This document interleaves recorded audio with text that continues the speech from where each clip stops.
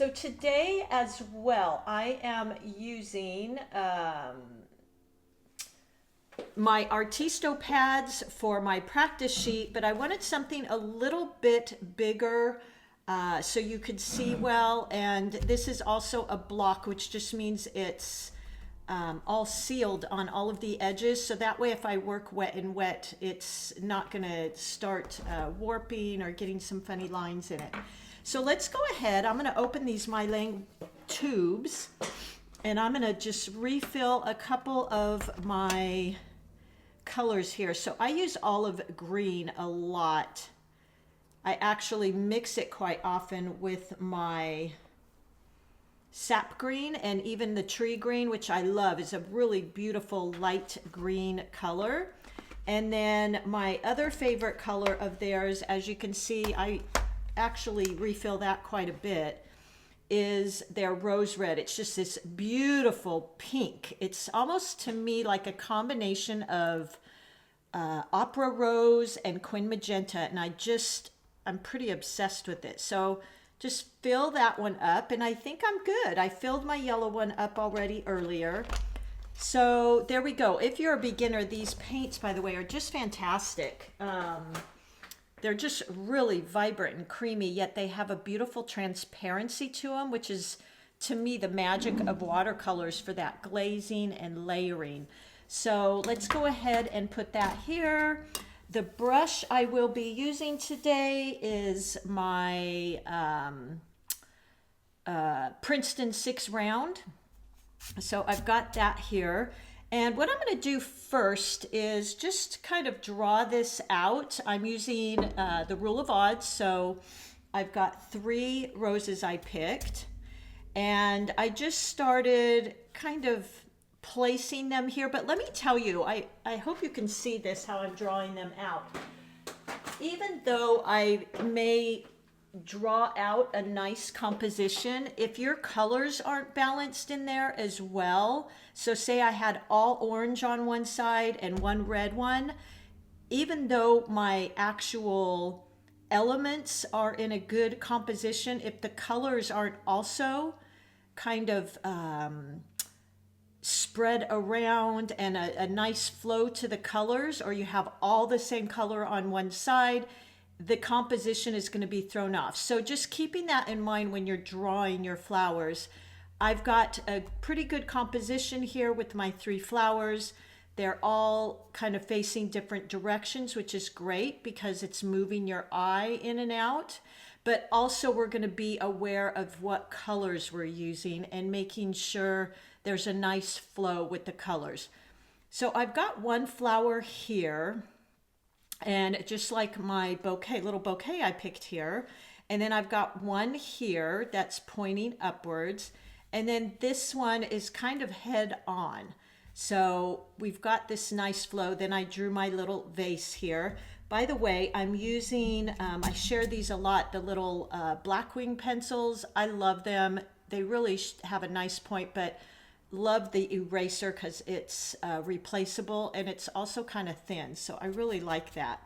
And again, this is the Meeden 100% cotton paper.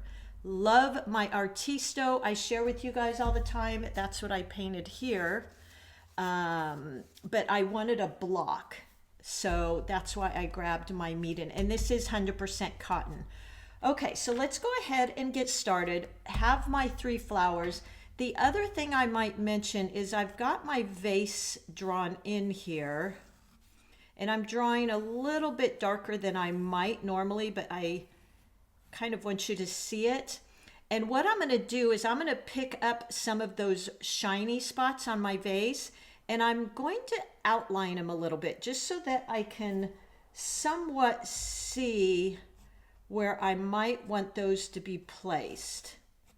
So I'm drawing in some here.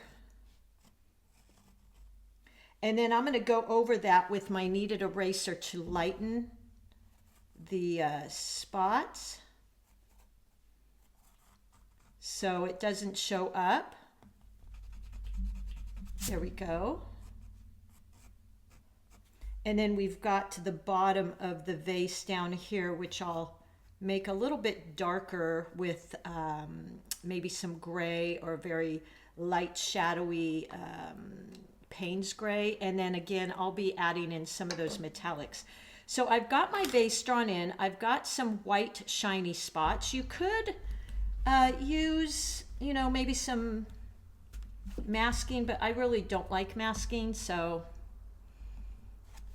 if you like it, go ahead and use it. All right, so we're going to start on our roses. So my what I'm going to do is I'm going to make these somewhat red, but they're also going to have cad yellow and cad orange, and I'm going to be careful to spread that out in all of them, even though some might have more red in them. And I'm going to use the tip of my brush for most of these roses, as well as this type of brush stroke. Let me show you, because roses, let me get a piece of paper here. So for the most part, I create these type of brush strokes for roses, these little C's like this, and then they get bigger and bigger. And then as I get to the outer petals, I'm going to use more of a point press and coming back in, point press, coming back in, point press. And you want to stagger those petals, okay? Because if they're just perfectly round, it's not going to look natural. So something like that. And of course, the middle petals are going to have more tightly together. You know, they're going to be more tight together. The outer petals are going to have a little bit more space, like that. And then we'll go in and just dab in with maybe some different colors, oranges, pinks, reds. So you can practice that before you go into your painting. All right, let's go ahead and get started. What I'm going to do is I always start with my lighter values. So let me just pick up a little bit of that rose red. And then I've got madder red here too, madder rose, which actually has a little bit more red in it. And I'm going to create a very light wash. We always start with a lighter wash first. So I'm just going to go around,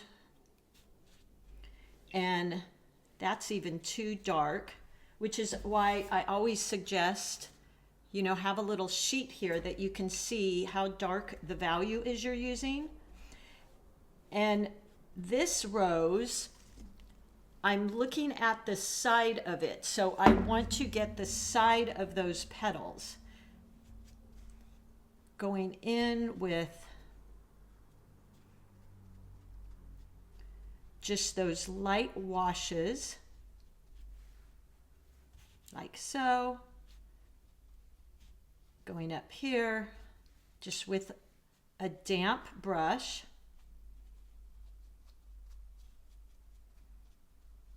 And then we'll go in with some of that color and touch in, and just let the watercolors do a lot of the work for you here. That's what I love about watercolors, is you can really, a lot of times, just let the watercolors do the work of blending and so forth. Now, as I get into the middle, I am going to make it a little bit darker value because the middle is tight. So let's go ahead to this rose. Now this rose, I'm going to use these C shapes we just practiced because this one is facing me. So I'm going to go in with that light value again. And actually, you know what, let me back up just a quick second. Let's add in a little bit of cad yellow, cad orange, not too dark a value, to this one while it's wet, so we get that beautiful blending. Make sure you preserve some of these white spaces around here. You don't want to cover those up. There we go. And then we'll go back in when that dries and we'll add in some darker values. Okay. Let's go to this one. And this time on this one I used a little bit more of the side of my brush, so my brush was angled to the side a little bit, and I was using part of the belly of the brush, which is wider. But this one I'm going to start out with just the tip, so I want to hold my paintbrush upright, so I'm only getting the tip, and just start with those little tight C's in the middle of my rose, like this. Now as I start expanding out, they get a little bit bigger, and I maybe even go into that point press because the petals are getting bigger and bigger as I go out. Now I'll go in with just a damp brush and creating some softness here. So clean, damp brush, and I will add some here, making sure you're very aware and mindful of those white spaces. But as you know, I love my soft, flowy look, so I'm always softening all these edges with just a damp brush. Now while that's wet, I will go in with maybe some of that orange, because we want to carry that orange throughout our painting so that it's all blending together. If I just put orange here, it would kind of stop our eye right there. So I want to make sure I'm including that orange a little bit all around. And then the middle of this rose is going to be like this one, a little bit darker, so that you can see it's that center where everything's a little bit tighter, the petals are a little bit closer. There we go. Okay, so we're going to let those sit. Now what I will do is go in with some of my greens, because I'd like them to blend a little bit with, I want them to maybe blend with some of that pink so that we get that soft look again. And keeping in mind, we also want to, we also want to vary our colors, our values. So some areas we'll go back in and add in darker values, lighter values. Gonna make some of these leaves smaller, some larger for interest, and we'll go back in and add some darker values to those. Maybe touch in. So see how it's blending with our rose? I just think that's so beautiful, and why most times I really try to add in my leaves while my flower's still wet, so we get that beautiful blending. Welcome today to any new beginners, by the way. I'm just so happy to have you guys here in this, our little community here. So much fun. Love reading your guys' comments and insights. Okay, so we're going to go on to our third rose. And this one is facing up. So we're getting like this, a little bit of the side, which is going to be wider petals, and a tiny glimpse of the middle. So this one is head on. Most of the petals are smaller. This one, there's a little bit wider petals because you're looking at it from the side. So let's go in with our lightest value, maybe 80% water, 20% pigment. We can always build up and make our watercolors darker. That's the easy part. It's much harder to go lighter in watercolors. You can, you can always use gouache and some lift and some things, but if you're kind of a purist, and it's funny because in college I was taught in most of my classes that you didn't use white and you didn't use gouache. So that just kind of stuck with me because those were my first real kind of formal training. So that's very washy, but I went into it with a little darker value than the original. And as I'm in the middle here, I get a little bit darker. And maybe just some of the tips of the flowers. And we'll keep building. So right here, this is pretty dry. I'm going to go in and pick up a little bit darker value of that pink and maybe just start going in, laying it down in the middle here.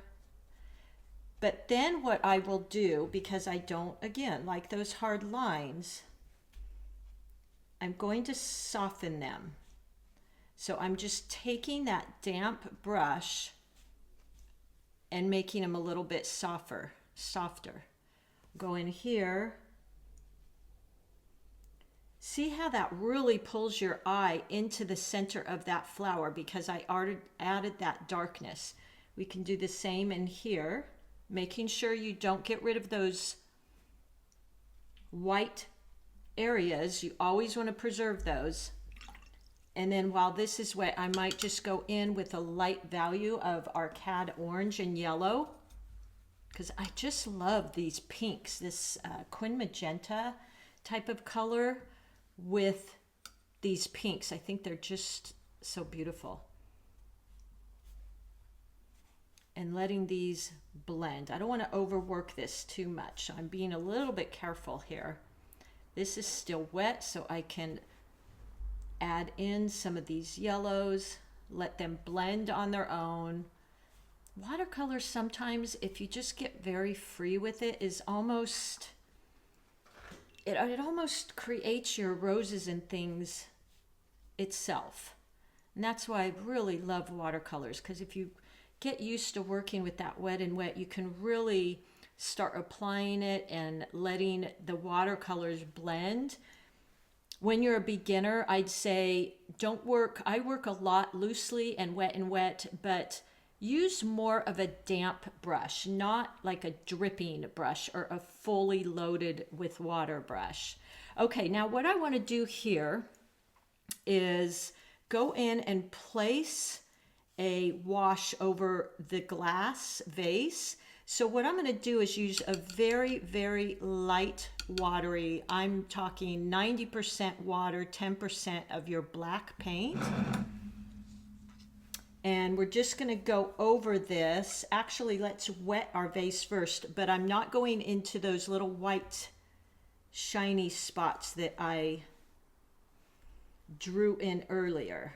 And I'm not completely covering it. I'm leaving some white space in the vase itself. So I'm not fully, covering my entire vase with water. I'm definitely not covering those areas I drew in, but I'm also not completely filling in the spaces around it. And then I'm going to go in and pick up some of that gray and start laying that in. And let that water do the work for you again. Follow these circular lines of the vase so your brush strokes aren't straight up and down because that would feel flat. Now while it's wet, I am going to go in the bottom here and paint in the bottom of the vase there and maybe some of the sides, because as the vase goes around, it's going to get a little bit darker, maybe some shadows under those leaves. So I feel pretty good about that. I might just add, I think I'll wait till this dries and then just add in a little bit of this. Again, I'm using this beautiful mirror series. And look at that shimmer. And because it's so reflective, it almost looks like you're looking at glass. So look at that. I tell you what, guys, I'm finding all kinds of uses for these metallics. I know, I'm a little obsessed. There we go. And if you wanted to, you could even go along the bottom here. Sometimes some of you will write to me and say, I feel like my painting is kind of floating in air. So you can go in and just do a little wash with water and let that gray in the vase kind of come out. There we go. Okay.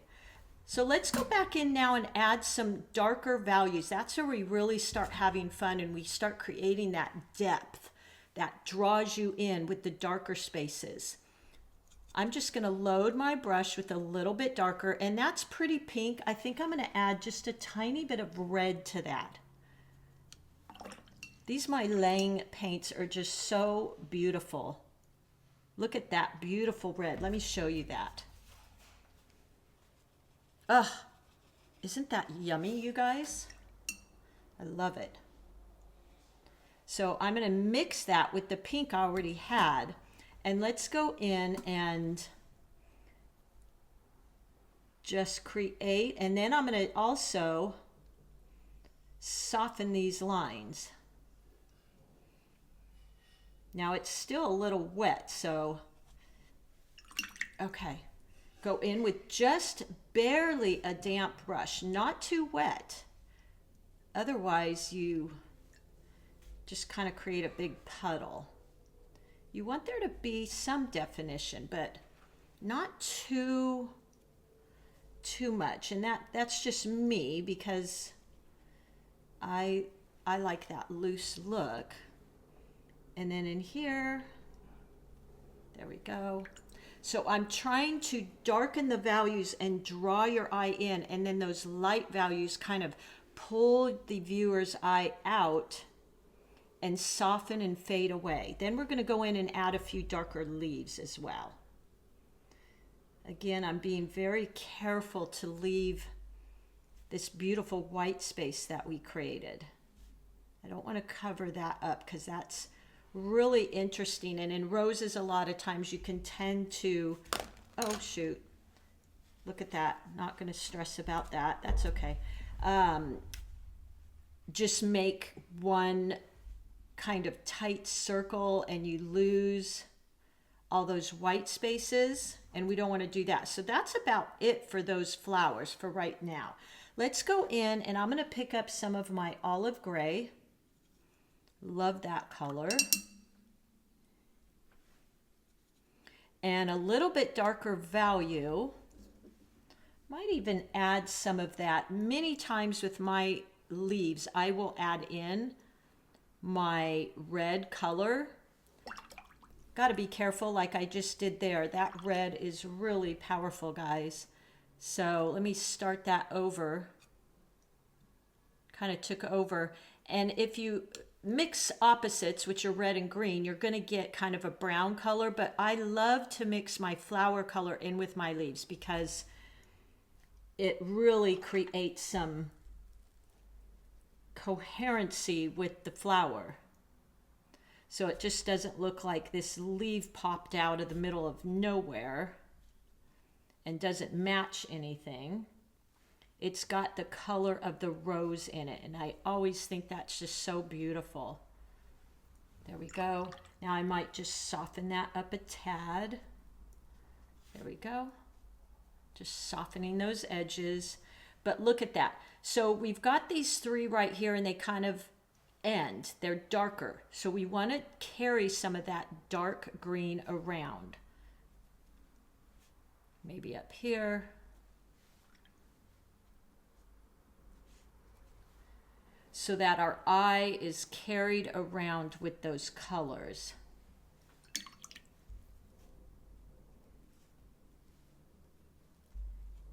Just like that.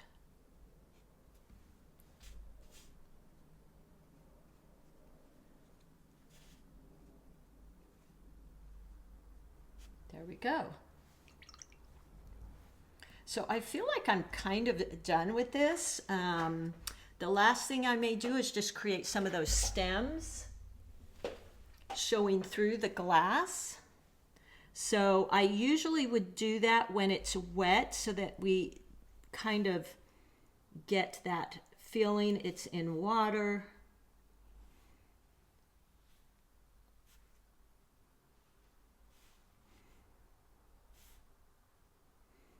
So what I'll do is just go in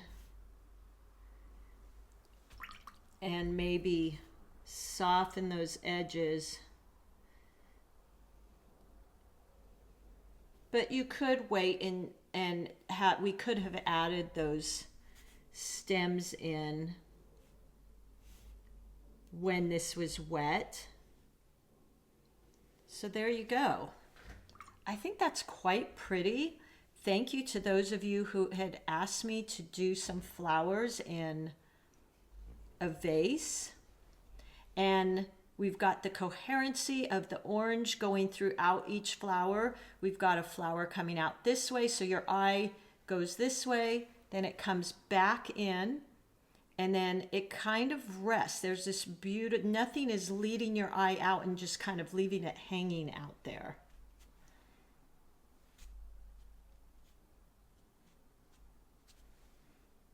There you go.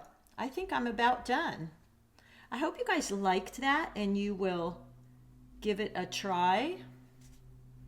I love painting in this style. It's my thing. And I will create a kit for this if you'd like somewhat of a drawing. I'm happy to do that. All right, everybody. Well, I hope you like that. Thank you again for being here in our wonderful little community, and those of you who have joined my Facebook private community so that we could share our paintings. And I'm just so happy to have you here. All right, happy painting, everybody. I will link my supplies. I'll get you those links. And, you know, just stay playful, practice those warm-ups. And if you have any questions or comments, go ahead and leave them below. All right, everybody, thank you.